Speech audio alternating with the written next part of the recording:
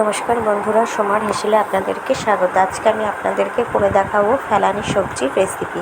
আমরা অনেক সময় বাজার থেকে সারা সপ্তাহের জন্য মাছ সবজি কিনে নিয়ে আসি এবং সেগুলো ফ্রিজে স্টোর করে রাখি। কিছুদিন খাওয়ার পরে সেই সবজি আর মাছগুলো বেঁচে যায়। তারপরে সেই সবজি আর মাছ দিয়ে কী করা হবে ভেবে পায় না, তাই বেঁচে যাওয়া সেই মাছ আর সবজি দিয়েই আমি আজকে রেসিপিটা তৈরি করব।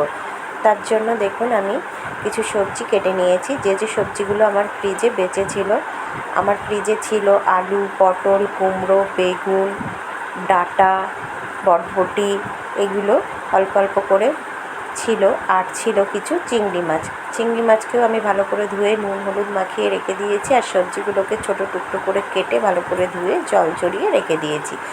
আপনারা আপনাদের বাড়িতে যে সবজি থাকবে সেগুলো দিয়েই করতে পারেন। গ্যাসে কড়াই বসিয়ে পরিমাণ মতো সর্ষের তেল দিয়েছি। তেল গরম হয়ে যাওয়ার পরে নুন হলুদ মাখানো চিংড়ি মাছগুলো দিয়ে দিয়েছি। এবার চিংড়ি মাছগুলোকে লাল লাল করে ভেজে তুলে নেব। দেখুন চিংড়ি মাছ ভাজা হয়ে গেছে। এবার আমি চিংড়ি মাছগুলোকে তেল ঝরিয়ে তুলে নেব। দেখুন চিংড়ি মাছগুলো ভেজে তুলে নিয়েছি। এবার ওই তেলেই আমি পাঁচফোড়নকে ফোড়ন দিয়ে দেবো। পাঁচফোড়ন, তেজপাতা আর শুকনো লঙ্কা। ফোড়ন থেকে যখন একটা মিষ্টি গন্ধ বেরিয়ে আসবে তখন আমি বেশ অনেকটা পরিমাণে পেঁয়াজ কুচি দিয়ে দেবো। এখানে প্রায় দুটো মিডিয়াম সাইজের পেঁয়াজকে আমি কুচি করে নিয়েছি। সেই পেঁয়াজ কুচিটা দিয়ে দেবো। দিয়ে ফোড়নের সাথে হালকা করে ভেজে নেব। সাথে আমি কয়েকটা চেরা কাঁচা লঙ্কাও দিয়ে দেবো। পেঁয়াজ কাঁচা লঙ্কাকে ফোড়নের সাথে হালকা করে ভেজে নেব। এইভাবে পেঁয়াজটা একটু হালকা করে ভেজে নিয়ে সবজিটা রান্না করলে খেতে বেশ ভালো লাগবে। কাঁচা লঙ্কাগুলোকেও চিড়ে রেখেছি, বেশ কয়েকটা কাঁচা লঙ্কা দিয়ে দিলাম, দিয়ে নাড়াচাড়া করে নিলাম। এবার আমি কেটে ধুয়ে জল ঝরিয়ে রাখা সবজিগুলো দিয়ে দেবো। দেখুন এখানে আমি সবজিগুলো দিয়ে দিয়েছি।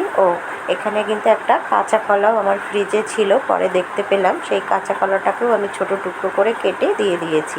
এখানে আছে আলু, পটল, কুমড়ো, বেগুন, কাঁচা কলা, বরবটি, ডাঁটা, ঝিঙে। এই সমস্ত সবজিগুলো আমার দুটো একটা করে সব বেঁচে ছিল, সেগুলো আমি সব কেটে দিয়ে দিয়েছি। এবার আমি পরিমাণ মতো নুন দিয়ে দিলাম। দিয়ে সবজির সাথে খুব ভালো করে মিশিয়ে দেবো। তাহলে কী হবে, সবজিটা একটু তাড়াতাড়ি সেদ্ধ হয়ে যাবে। খুব ভালো করে মিশিয়ে দিয়ে আমি গ্যাসের আঁচটাকে লো টু মিডিয়ামে করে কড়াইটাকে ঢেকে রাখবো মিনিট 10 মতো। আমার এই সবজিগুলো বেঁচে গেছিলো, আপনাদেরকে আগেই বলেছি। আপনাদের যা যা সবজি বেঁচে যাবে সেই সবজিগুলো দিয়েই কিন্তু এগুলো তৈরি করতে পারেন এই সবজিটা। 10 মিনিট বাদে আমি ঢাকনাটা সরিয়ে নিচ্ছি। দেখুন সবজিটা কিন্তু অনেকটাই প্রায় মজে এসেছে, মানে নরম নরম হয়ে এসেছে। এবার আমি দেবো হলুদ, লঙ্কা, ধনে, জিরে। রেগুলার যে মশলাগুলো আমরা রান্নায় ইউজ করি সেই মশলাটাই দিয়ে দেবো। দিয়ে সবজির সাথে খুব ভালো মতো মিশিয়ে নেব। এইভাবে সবজি তৈরি করলে খেতে কিন্তু বেশ ভালো লাগে। রুটি, লুচি সাথে খেতে তো বেশ ভালোই লাগবে, আবার ডাল ভাতের সাথে প্রথম পাতে খেতেও ভালো লাগবে। মশলাগুলো মিশিয়ে দিয়েছি, দিয়ে একটু ভাজা ভাজা করে নিয়েছি। দেখুন অনেকটাই ভাজা ভাজা হয়ে এসেছে। এবার আমি দেব হচ্ছে